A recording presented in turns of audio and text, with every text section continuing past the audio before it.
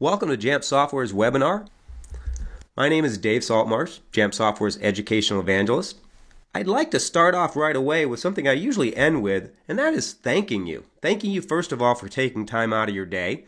I'd also like to share my thanks because what I am about to present is based off the experiences of traveling around the world, going to conferences, going to schools, meeting the customers of Jamf Software and those that are interested in rolling out iPads and hearing their stories. So I'm really trying to share back to you a little bit of what I've been seeing. And some of you may be in the very early stages of your journey. You're just considering adopting iPads, and others have been doing it for 5 or 6 years and are still considering that changing and that continual improvement. I'm going to spend some time today talking about 3 elements of mass customized experience. First, I want to share briefly the vision. It is, in fact, what I have heard from traveling around the world, what schools are trying to accomplish, specifically with their use of iPads. The days of computer labs have transitioned to having devices right in the classroom. And the second piece I'm going to go over is absolutely achievable. We have the ability today to mass customize the end user experience, the student experience. And some people hear that mass customized experience and think I'm contradicting things, but it's about being able to do large scale implementation of getting an individual student that differentiated instruction that they so desperately need, and we as educators and people in the educational industry want to accomplish. The third element would be about leadership. All of this really is about creating change. Leadership is about creating change and influencing others to get to that change. Some of this change wasn't possible several years ago. Apple has added to their repertoire of the capabilities of their ecosystem, as Jamf Software has added to our capabilities. What's encouraging for me is with leadership and a demand from an audience, Jamf Software will get better along with those of you out there who are trying to improve your processes. Starting off with a little bit of that vision that we've heard from people out there and what they're trying to accomplish, because if we're not taking a step back and saying, why are we doing this? We might be going down a road and implementing some things without that true vision in mind. We know people are trying to transform learning, and this is so much beyond communication and collaboration. Transforming learning and becoming student-centered is meeting that student's needs with an activity that's a simulation, or getting them some concepts on some mathematics that they need right now versus the student next to them perhaps. So really turning and looking at the individual student for what their needs are and giving them some great experiences around that. We've also seen, in order to do this, the teachers are changing their roles. They're as vital as ever in this process, but when you're looking at 30 students and you're trying to customize down to that individual student's needs at that moment, the teacher has to become an activator. And to get them on board, having tried lots of different technology initiatives in the past and the added workloads to them, we have to recognize their needs in this process. The added element that I'm seeing from most people around the world is they're not just talking about anytime, anywhere. It is that pace. We want to meet the pace of that student, not hold someone back, not rush them. And it's that last piece that they are looking for that mass customized experience. How do we do this to scale? How do we do this with hundreds of students or tens of thousands of students? Regardless of what you've chosen to use, and you may have a mixture of this, whether it's one-to-one or it's this shared use model. Certainly in many districts we're seeing both and purposefully.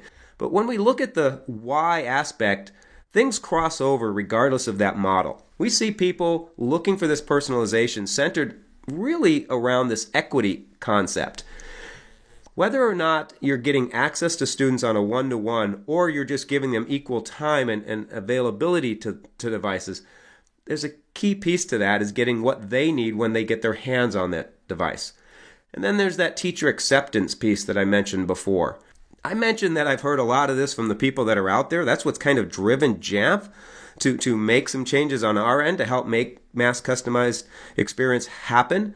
But there's also some great resources. And if you're a little more interested in the vision side, I really like to recommend this book, Inevitable, by Charles Swan and Beatrice McGarvey.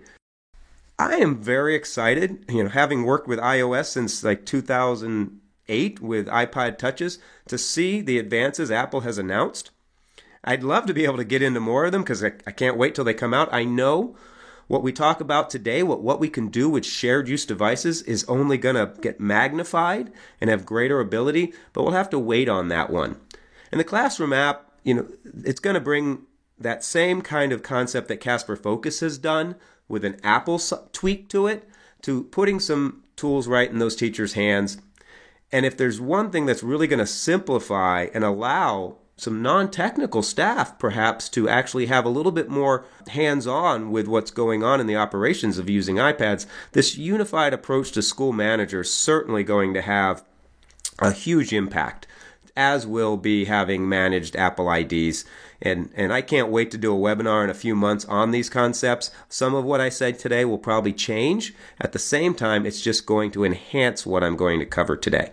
Really, that's about the experience we're trying to create. Can we create this experience that some people out there say is a negative towards the Apple ecosystem? It's a personal device. It's designed for an end user. It's like, exactly. That's exactly what I'm trying to accomplish.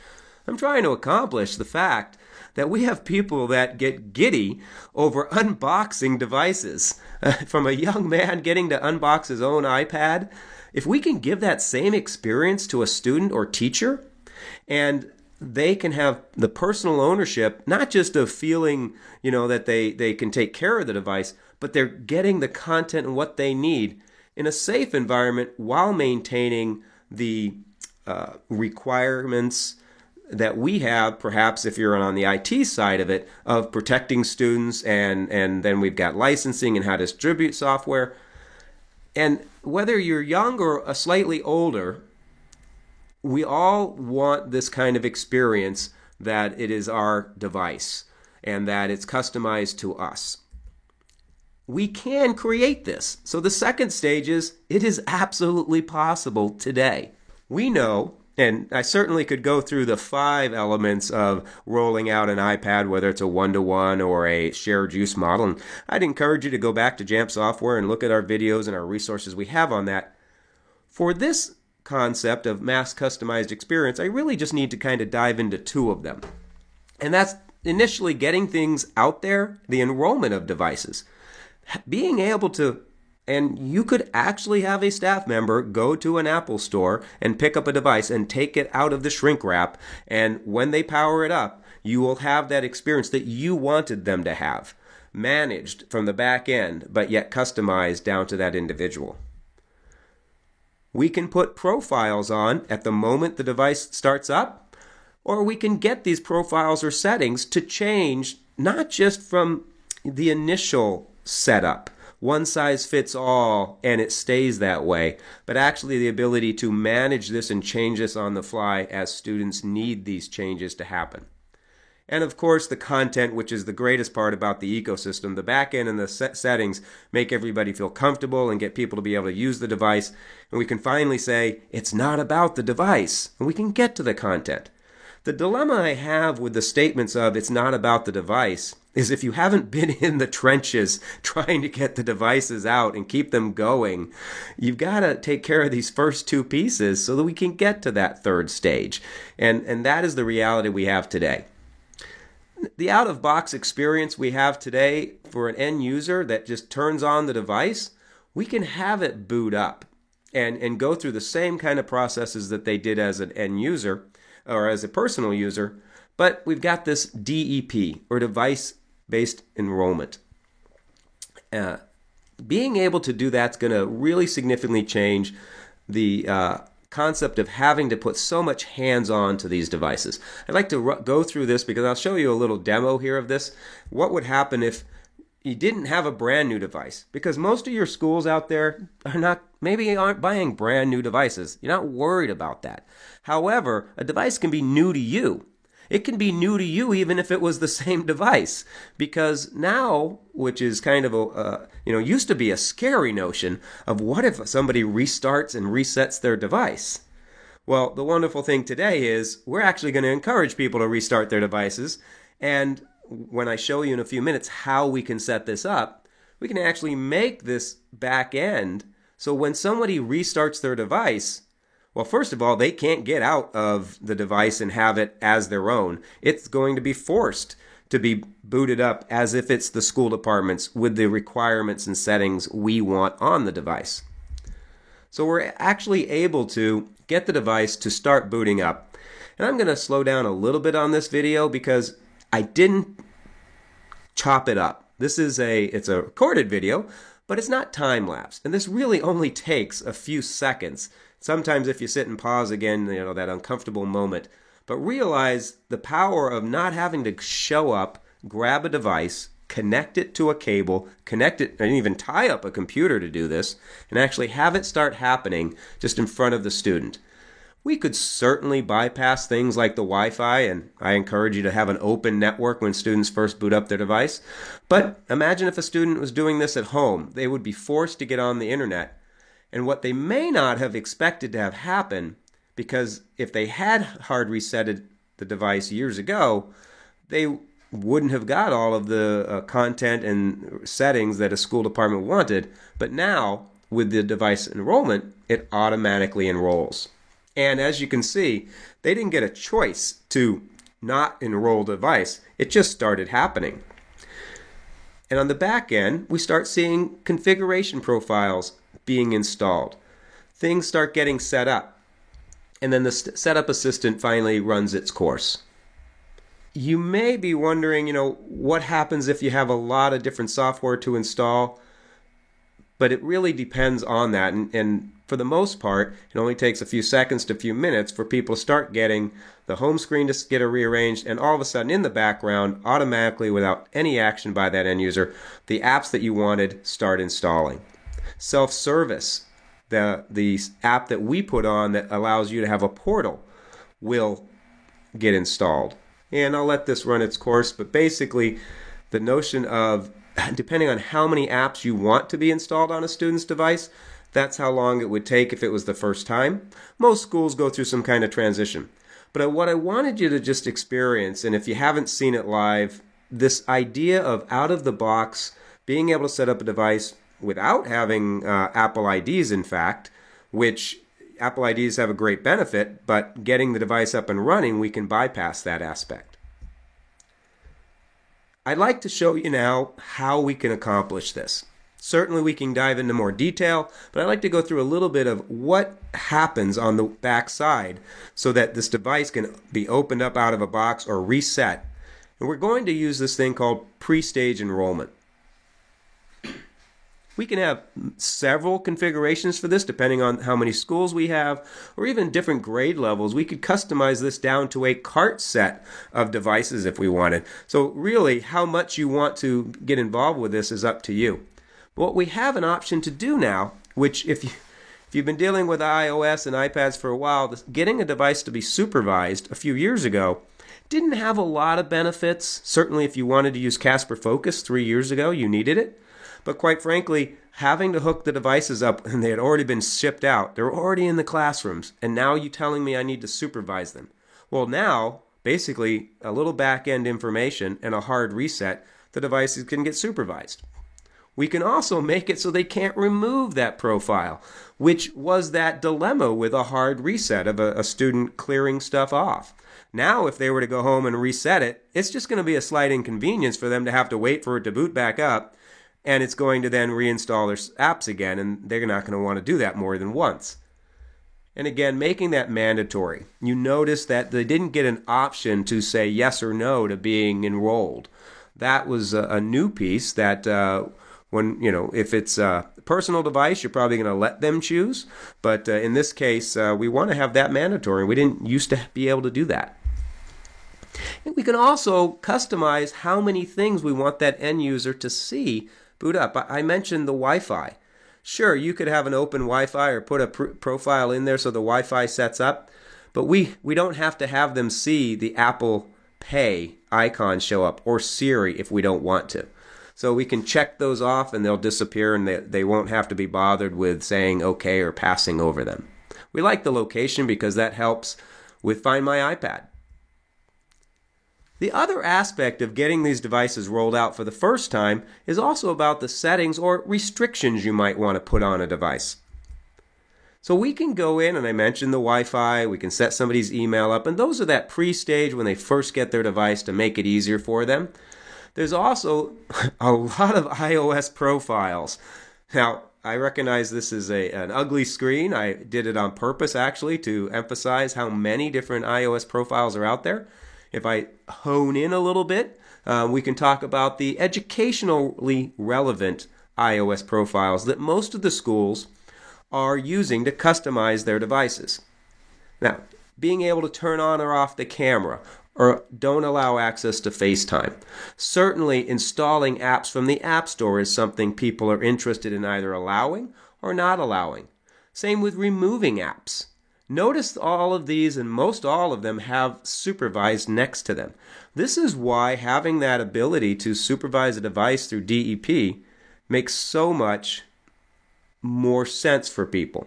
When you consider those profiles, and while we can do it initially in their setup, the thing is, what we actually want to think about doing is being able to adjust this on the fly and not a one-time thing that stays that way for the whole school year.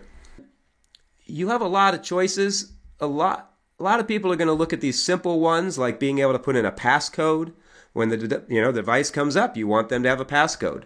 Perhaps you want to have it automatically shut down after so many minutes instead of open. So if a student leaves their device laying around, 15 minutes later somebody can't come and get onto it. You might want to restrict that to 2 minutes or 5 minutes to protect them a little bit more.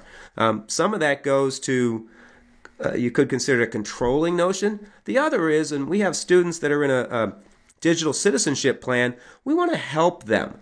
At the same time, we know that there's some things we may want to protect them with. So requiring a passcode, requiring an auto lock after so many minutes. Those are things you want to consider setting. At the same time, when we start talking about the others like the use of camera, realize that we can do this after the fact without the student restarting their device. I can have a device and move that student's device or that user into a group that says no camera, and moments later after I hit save, that student's iPad will have the camera app disappear on them. They didn't have to do any interaction, it just disappeared. Just like with giving an app, I can do the same thing with some of these restrictions. One of my favorite restrictions to try to express to people that can be done more on the fly, and in my last district, we had handed off from the technology department to the media and library centers the management of our web filtering system. It was a site-based decision. The building principal decided, based on the guidelines of the superintendent and the school board, and they were actually able to manage the filtering system. Same thing could happen here. Someone in a school department could create a list, a restrictive group of, say, 20 websites, and then they could create a group that people could move students into. So if a student for some reason was caught going to places they shouldn't be, in the years ago, people would want to take away that device. Today, we can simply have somebody take that student and move their access into that group that says you're restricted. And we can move that back several weeks later. So the key with these restrictions are they don't have to be permanent, and they could be considered something that are adjusted as needed based upon either moving up in a grade level, a digital citizenship plan, or perhaps based on behavior. The last element of this, of course, which is the real amazing part, is getting apps and content onto devices. You can do that up front, so when you see the student booted up their device, apps showed up. But we had programs in my last school department where someone bought software in September or in February. Being able to assign and get an app to a user because they have not just moved into a new class, but they actually are in an accelerated program in the classroom, and I want them to have some simulations. That software that's perhaps more expensive and we don't want to buy site licenses, I could have distributed down just to that one or those few students. And it doesn't take that much. we get the apps in, and of course I'm not showing the VPP portal and how people go buy apps and get them into their system, but distributing apps, pretty straightforward. Mostly you have options up front whether you want it to happen automatically or do you want to populate our self-service portal. The other key thing here, and this is what I'm saying about the mass customized part of what we do, being able to scope it down or assign it down to a device or a user. If a teacher has a set of 6 iPads in their classroom, and with Casper Suite, you can go ahead on the Casper JSS in the Casper Suite and assign the app to that set. And minutes later, those apps are either pre-installed or sitting in self-service. We also have the ability, which happened a while back, that Apple did that ability to, we can select the devices and we can set smart groups. But a real great thing happened where we can start assigning it device-based VPP. And this is that part for those people that are having no student actually assign a one-to-one environment isn't what they have. And you want to get apps down to that device. So if you've looked into device management maybe a year or so ago, you didn't see that capability. There's even some better capabilities coming with the Apple's 9.3 from what we can see. But right now you have that ability to get apps down to those devices even though you don't have students with iTunes accounts. I'd like to share one other piece because we've kind of talked about what we can do today. What I want you to recognize is things are getting even better. And as a classroom teacher, and I'm highlighting a company called eSpark just really quickly because we've integrated with them. And as a teacher, recognizing that I have 30 students and some students' needs aren't being met by what I have on the iPads with them and I need to get them some other content, that's mind-boggling. And we're not trying to put extra work onto the teacher. They still need to be there to help the student figure out where their needs are. eSparks can pull in assessments, and then they have formative assessments to be able to identify a student's reading needs or math needs on the fly. And once a consultation's happened between the teacher and they've kind of set some goals, the teacher doesn't have to email an IT person or a librarian or instructional technology person and say, please send these 4 apps to this student. The system actually determines, based upon the goals and the learning goals and the curriculum, what apps would be appropriate to help that student depending on where they are. And from the back end, with the eSparks and Casper Suite integration, those apps can be sent down to that individual student for them to work on for the next week or so. A student takes a quiz, another assessment, and it's determined, so we go ahead and distribute the apps out to the students. After they've worked on them for a while, they test out of that. Those apps can be retained and brought back into the Casper Suite, ready to be used for another student. So it does 2 things really pretty big here. Number 1, you're not buying all those licenses and having to put it on everybody's device. Secondly, it's individually getting the right app to the right student without the teacher having to have that interaction. They help the student determine what they should be working on, but the system figures out what are the right apps and gets them to them. That is the next step in mass customized experience for students down at the app end. I'm sure there's going to be a lot more other things like that coming, and Jamf is always looking to try to get better at this experience. We've always had a great one, and I'd be remiss if I didn't spend a couple seconds on it, and it's about self-service. This idea right now of putting things in for end users for when they need them, rather than distributing them down to every student, being able to restrict the App Store from students, but put apps in the self-service for them. A while back, we couldn't put it right onto the device. Now we can. So self-service still has some benefits because sometimes you put some content in and you don't want to take up the space on the device, and the student can go get it and use it for a while if they need it. And keep in mind, we're talking more than apps, ebooks and PDFs, even printer settings that somebody might need. If you want to see more about self-service, I encourage you to go check out one of our webinars specifically on that. The last part I'd like to just cover a little bit because the schools I've seen that have had this strong vision and are already taking advantage of not just having the IT members be the people to configure and get this out-of-the-box experience or this individual experience down to the student. They're taking that next step where they're managing the settings on a day-to-day basis or a more frequent basis than would probably happen if it was, moving from one grade to the next, but actually as the student needs it. And that's taking this leadership emphasis on a collaborative team approach that is looking at who are some of the people who used to issue books out to students. And now that we've made something a little less technical, or maybe the technical staff has solved the getting the configuration profile ready, created a group. Now, if you were to train a librarian or media specialist to, okay, here's where you go and you can add this device or this student into this group, and they lose the camera, or they gain the camera, or they lose access to the App Store because they've been downloading inappropriate apps. But we didn't want to take the App Store away from every sixth grader. We just decided to take it away selectively from some sixth graders.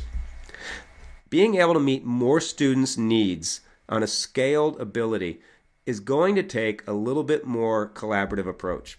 There's a lot of organizations that are recognizing this, but JAMP's going to continue to get better. We want to transform IT practices so that we can do what the original goal was of transforming classroom practices. But we have to share this knowledge. We have to share the abilities. And in some cases, it's going to be a easy handoff. In other cases, it's going to be maybe a reluctant handoff or a very gradual with trust being built on both sides. The thing is, it's the vision and it's possible. We need to look at how we can come together and bring these things so that we can look at what makes sense to perhaps put back into the hands, not just of teachers, but other instructional specialists. Because JAMP a few years ago, we basically did this. We took a small portion of the device management capabilities, put them in a small console, and gave them to teachers in Casper Focus. And they could clear passcodes, and they could distribute ebooks, and they could pause students to get their attention. They could put them into an app for a testing mode, all without having to call in IT and reduce that reliance. Can we take that next step together? Because it's probably going to take a little bit of JAMP improving some things and improving this relationship. So where we can give more ownership overall to more people in an organization. I mentioned Casper Focus. Again, not getting into it significantly. We know Apple's coming out with this classroom tool. How much of it will be a companion app to this? Right now, we've got a lot of people using it. And again, it's that same notion. What can we do next to help your organizations really master this ability to mass customize student learning? You can learn more about Casper Focus if you like. I'd really love for you to take other people's word for what's going on out there. Go on to JAMP Nation where there's 25,000 people and ask them who's handed off distributing apps or maybe putting a student into a group that loses web access. Is anybody doing that besides a technical or systems IT person? Have you trained other staff? Challenge yourself, challenge JAMP. I really hope that you consider helping to take this next step. If you want more just about the implementing one-to-one or iPads, we have those webinars. We have guidelines online. Really, I just want to really jumpstart this conversation and then start hearing the great stories back of what you all are doing out there. Thank you very much for taking the time today.